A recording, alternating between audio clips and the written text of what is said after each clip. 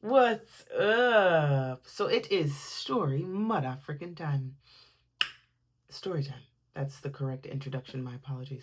So some time ago, I was working in a doctor's office, and we had this patient come in to see the specific doctor that I was working with.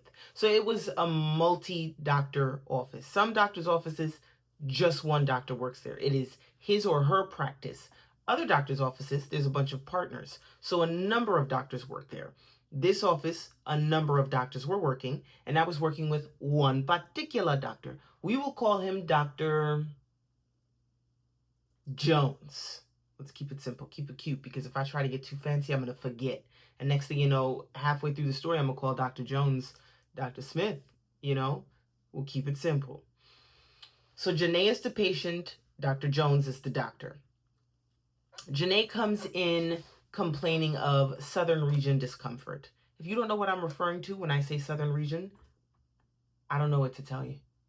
I don't know what to tell you. So all of that being said, she complains of southern region discomfort, and whenever that happens, there is a list of things that we can go ahead and do without the doctor's approval. So I went ahead and had her pee in a cup just in case he wants to utilize that sample. I'm doing a urinary analysis, and I'm also doing a pregnancy test. While all of that is running, I said, you can follow me to the room.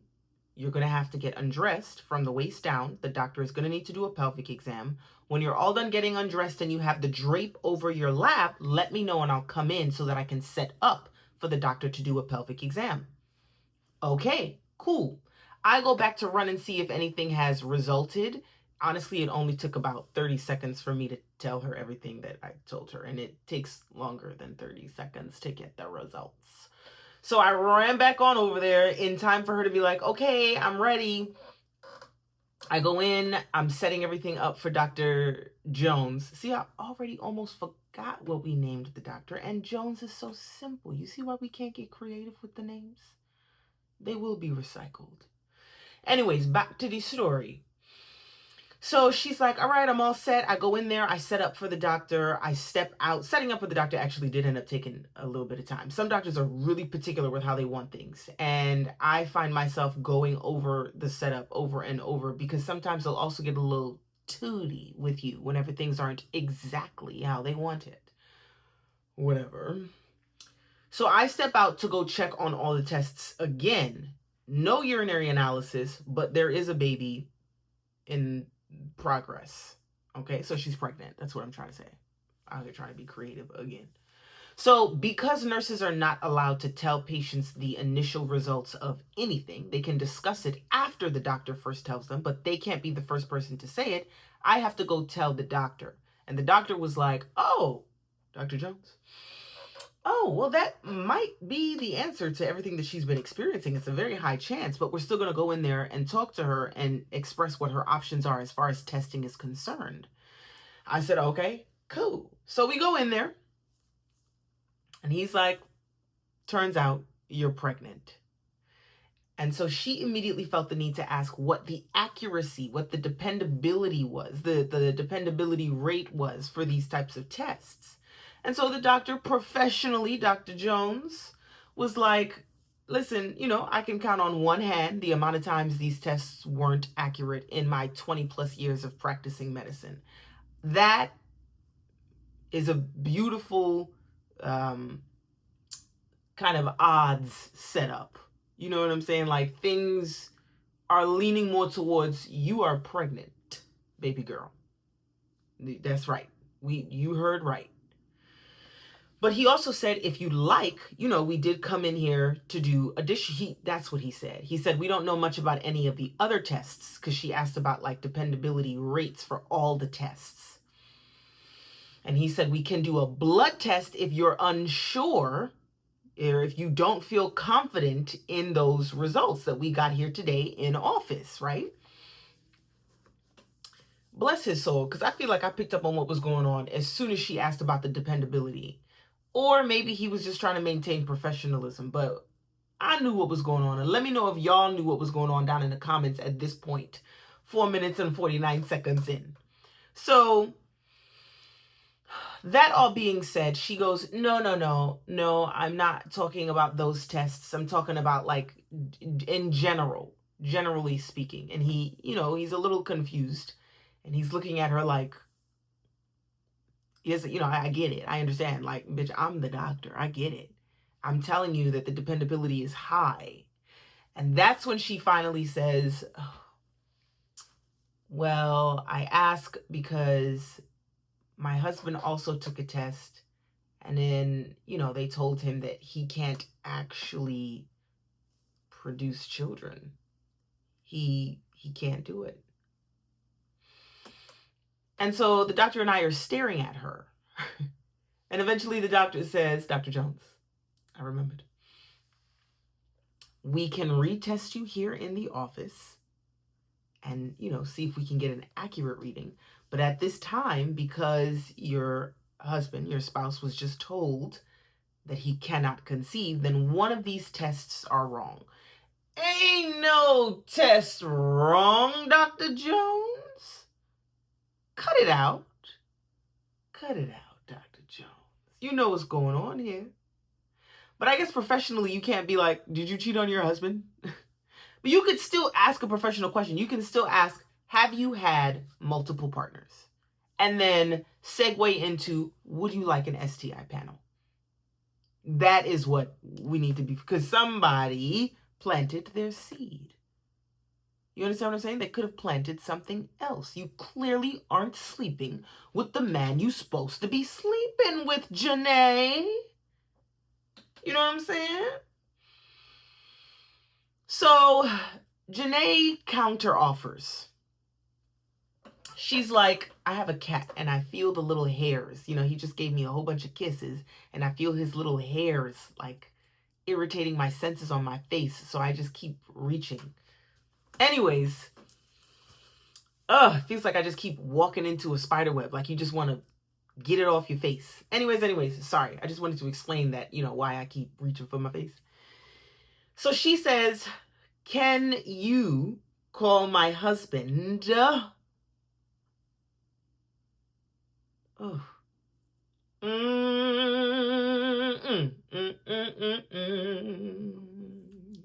She did him wrong. She did him wrong.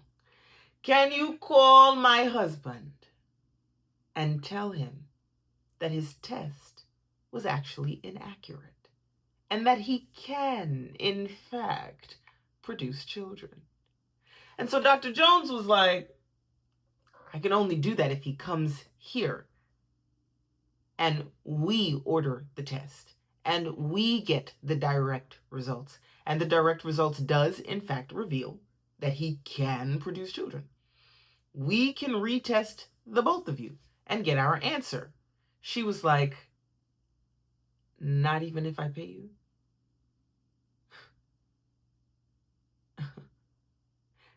Not even if I pay you? Can I pay you? And so now we're both in a position where we're staring at her again. Not saying anything because, bitch, what? What did you just say? Not even if I pay. Oh, bless this doctor's soul. He was like, no, that's not how this goes. I don't understand what the problem is. Why don't the two of you just go ahead and get tested again? That way we can get to the bottom of this. Come on, doc. You're such a sweet man. That's not what this is. And you know that. Talking about some why don't you just? Because she just doesn't need to. She just did what she wanted to do, and now she's just in this predicament. Retesting ain't gonna fix it. Because it's not, the test is not the problem, Dr. Jones. I felt like I wanted to understand, like I was trying to figure out if he was just trying to maintain professionalism or if he actually truly did believe that something was wrong with the test. Are y'all picking up what I'm putting down? I hope it's not just me. Y'all know what's going on. And so finally she says, I'm pretty sure this baby is not my husband's.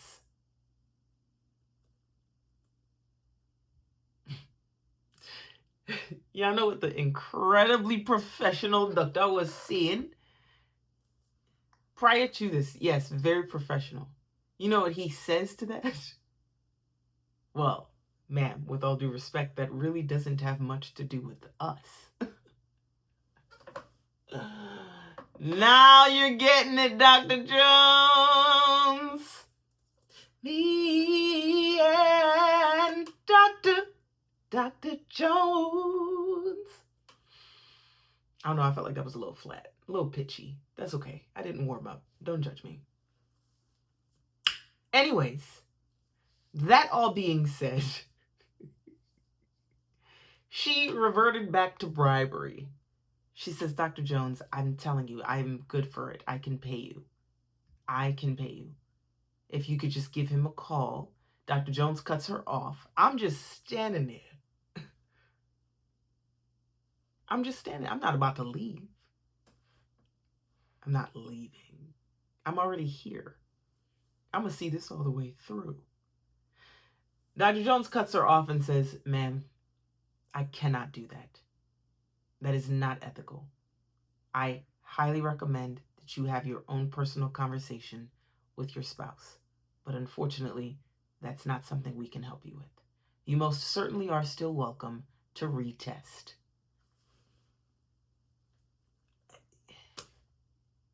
I mean, that's as professional as it's gonna, like, that is such a professional way to say that ain't got nothing to do with me.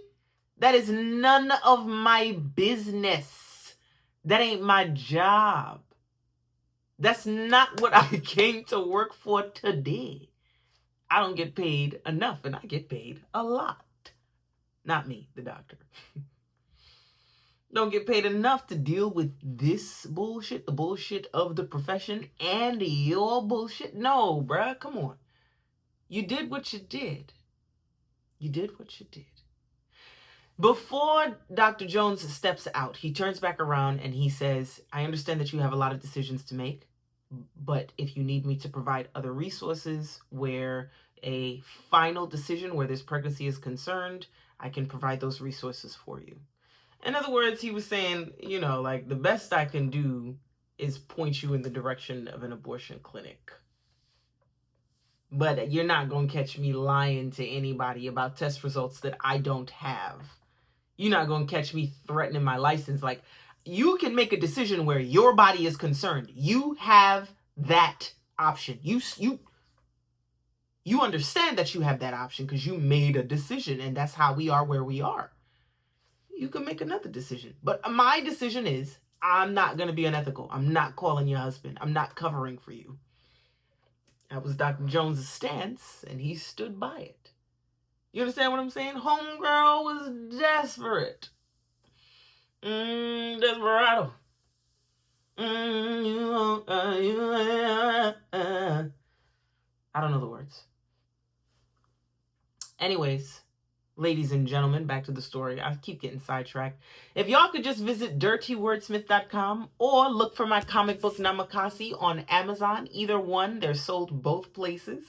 Go ahead and take a look-see. But it is only on dirtywordsmith.com that you can pre-order my new book of poetry, Letters to the Ocean. I am going to be coming out with an audiobook for Letters to the Ocean. Let me know how you guys feel about that. Make sure you subscribe to my website. Join my Patreon, donate to the Animation Adaptation Fund, and, you know, enjoy exclusive updates on the Patreon.